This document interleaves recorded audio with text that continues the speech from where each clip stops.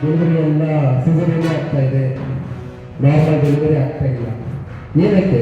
ನಮ್ಮಲ್ಲಿ immunity power ಕಡಿಮೆ ಆಗಿದೆ, ಪೇನ್ ತಗೊಳ್ಳೋ ಶಕ್ತಿ ನಮ್ಮಲ್ಲಿ ಇಲ್ಲ.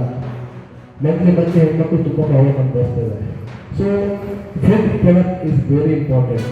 ನಾವು ಖರೀದಿಸಿದಾಗ ಅದ್ರ ಬೆಲೆ ಹೇಗಿದೆ ಅಂತ ನೋಡ್ಕೊಳ್ತೀವೋ, ಹಾಗೆ ಅದನ್ನು ಯಾರು ಕೆಳಮಟ್ಟದ ಪದಾರ್ಥವನ್ನು ಮಾಡ್ತಿದ್ದಾರೆ ಅನ್ನುವಾಗ ಅದನ್ನು ಕೌಂಟ್ ಮಾಡಿ ಕ್ವೆಶನ್ ಮಾಡಿ ಸಂಬಂಧಪಟ್ಟ ಗ್ರಾಹಕರ ಬೇಡಿಕೆಗೆ ಅದನ್ನು ತಿಳಿಸುವ ಜವಾಬ್ದಾರಿ ನಮ್ಮಲ್ಲಿದೆ. ಏನಿದ್ರ ಮುಂದಿನ ತೊಡಕುಗಳನ್ನು ನಾವು ಯೋಚನೆ ಮಾಡ್ತಿರ್ಬೇಕಾದ್ರೆ, ಈಗ ಎಲ್ಲರೂ ಡಿಜಿಟಲ್ ಆನ್ಲೈನಲ್ಲಿ ದೂರು ದಾಖಲಿಸ್ಬೇಕಂತ ಹೇಳಿದ್ರೆ ಎಲ್ಲರಿಗೂ ಡಿಜಿಟಲ್ ಆನ್ಲೈನ್ ಈ ಗ್ರಾಮೀಣ ಪ್ರದೇಶದಲ್ಲೆಲ್ಲ ಮಾಡ್ಬೇಕಂದ್ರೆ ಅದು ಸಾಕ್ಷರತೆ ಇರಬೇಕು, ಸೊ ಮೂಲಭೂತ ಸೌಕರ್ಯ ಇರಬೇಕು. ಅದೇ ರೀತಿ ಕೆಲವೊಂದು ಬಾರಿ ಸೈಬರ್ ಸುರಕ್ಷತೆ ನೋಡಬೇಕಾಗುತ್ತೆ. ಈ ಎಲ್ಲ ಸುರಕ್ಷತೆಯನ್ನು ಮೀರಿ ಇನ್ನು ಸಾಕಷ್ಟು ಅನುಕೂಲಗಳನ್ನು ಕೂಡ ನಮಗೆ ಡಿಜಿಟಲ್ ನ್ಯಾಯಾಲಯ ಮೂಲಕ ನಮಗೆ ಏನು ಈ ಪ್ರಕರಣಗಳ ಇತ್ಯರ್ಥ ಆಗ್ತದೆ, ಸಾಕಷ್ಟು ಅನುಕೂಲ ಆಗಿದೆ. ಅರಿವನ್ನು ಮೂಡಿಸಿ ಅವರಲ್ಲಿ ಜಾಗೃತಿ ಮೂಡಿಸಿ ಅವರಿಗೆ ಗ್ರಾಹಕರ ಆಯೋಗದ ಸೌಲಭ್ಯಗಳು ಏನಿದೆ ಎಂಬುದನ್ನು ಮನವರಿಕೆ ಮಾಡಿಕೊಟ್ಟಿದ್ದಲ್ಲದೆ ಅವರು ಯಾವ ರೀತಿ ದೂರುಗಳನ್ನು ಸಲ್ಲಿಸಲು ಅವಕಾಶಗಳಿವೆ, ಈ ಜಾಗೃತಿಯಲ್ಲಿ ಮತ್ತು ನೇರವಾಗಿ ವ್ಯಕ್ತಿಗತವಾಗಿ ಯಾವ ರೀತಿ ದೂರುಗಳನ್ನು ಸಲ್ಲಿಸಬಹುದಂತ ಮಾಹಿತಿಗಳನ್ನು ನೀಡಿ ಗ್ರಾಹಕೋ ಜಾಗೋ ಗ್ರಾಹಕೋ ಎನ್ನುವ ಪದವನ್ನು ಉಪಯೋಗಿಸಿಕೊಂಡು ಜಾಗೃತರಾಗಲು ಅವರಿಗೆ ಮನವಿ ಮಾಡಲಾಗಿದೆ.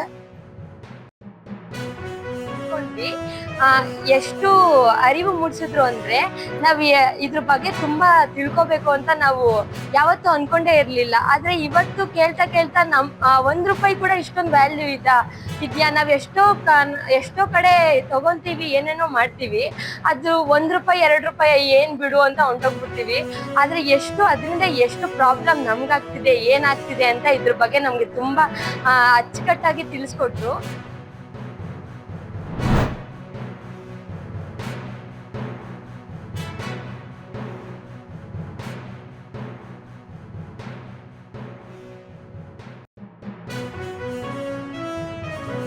ಈ ಕಾಯ್ದೆಯ ಪ್ರಕಾರ ಗ್ರಾಹಕರ ಹಕ್ಕುಗಳನ್ನು ಇನ್ನಷ್ಟು ಬಂದಿವೆ.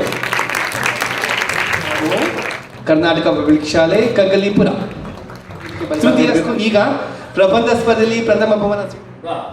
ಇಂಥವನ್ನು ಕಂಡಾಗ ಎಲ್ಲಿಗೆ ಹೋಗಿ ನಿಂತ್ಕೊಳ್ತದೆ ಈ ದೇಶ ಅಂತ ಆಶ್ಚರ್ಯ. ಆದರೂ ಕೂಡ ಸರ್ಕಾರದ ವ್ಯವಸ್ಥೆಯಾಗಿ ನ್ಯಾಯಾಂಗದಲ್ಲಿ ಕೂಡ ಪ್ರಾಮಾಣಿಕವಾಗಿ ಕೆಲಸ ಮಾಡ್ತಾ ಇದ್ದಾರೆ. ಸೈಬರ್ ವಿಷಯದಲ್ಲಿ ಬಹಳ ಅಗಾಧ ಮತ್ತು ಭಯಂಕರವಾದಂಥ ವಿಷಯ. ಈಗ ಒಂದು ಹೆಣ್ಣುಮಗಳು ಸರಿಯಾಗಿ ಮಾತಾಡಿ ಒಬ್ಬ ವಿದ್ಯಾವಂತರಿಗೆ ಏನೋ ಇವರು ಸಹಾಯ ಮಾಡ್ತಾರೆ ಅಂತ ಹೇಳಿ ಅವ್ರಿಗೆ ಮೋಸ ಮಾಡುವಂಥ ವ್ಯವಸ್ಥೆಯನ್ನು ನೀವು ಹೇಳಿದ್ರಿ. 25% ನಾವು ಇದ್ದೀವಿ, ಇನ್ನು 75% ಈಗ ಕೋಟ್ಯಾಂತರ ರೂಪಾಯಿಗೆ ಬರ್ತಾ ಇದೆ. ಈ ವ್ಯವಸ್ಥೆನ ಯಾವ ರೀತಿ ಯಾವುದು ನೀವು ಕಂಡುಹಿಡಿದ್ರೆ ಅದಕ್ಕೆ ತದ್ವಿರುದ್ಧವಾಗಿ ಅವ್ರು ಕಂಡಿರ್ತಾರೆ, ಅಷ್ಟು ವೈಜ್ಞಾನಿಕವಾಗಿ. ಸೊ ಆ ಸ್ಕ್ಯಾನಿಂಗ್ ರಿಪೋರ್ಟ್ ಅಲ್ಲಿ ಕಾಣ್ತಾ ಇದೆ ಹೊಟ್ಟೆ ಒಳಗಡೆ ಆ ಕತ್ರಿ ಇರುವಂತ.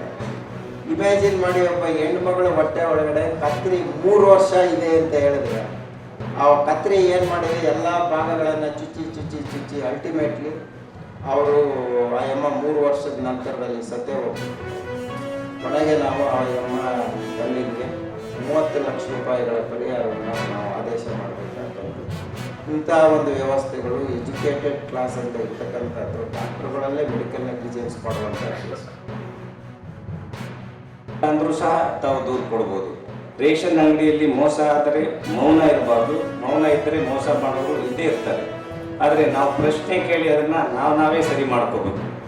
ಯಾವಾಗ ನಾವು ಕ್ವಶನ್ ಮಾಡೋದು ಅಧಿಕಾರ ನಮ್ಗೆ ಸಿಗುತ್ತೋ ಆಗ ಆಟೋಮ್ಯಾಟಿಕಲಿ ತಪ್ಪುಗಳು ಕಡಿಮೆ ಆಗ್ತವೆ. ಪ್ರತಿಯೊಬ್ಬರೂ ನಾವು ಪ್ರಶ್ನೆ ಮಾಡೋದನ್ನು ಕಾರ್ಯಗತ ಮಾಡ್ಕೋಬೇಕು. ಯಾವುದಾದ್ರೂ ತಪ್ಪು ನಡೀತಾ ಇದ್ದರೆ ಕಣ್ಮುಚ್ಕೊಂಡು ಹೋಗಬಾರ್ದು. ಅದನ್ನು ಪ್ರಶ್ನಿಸುವ ಸ್ವಭಾವವನ್ನು ನಾವು ಚಿಕ್ಕಂದಿನ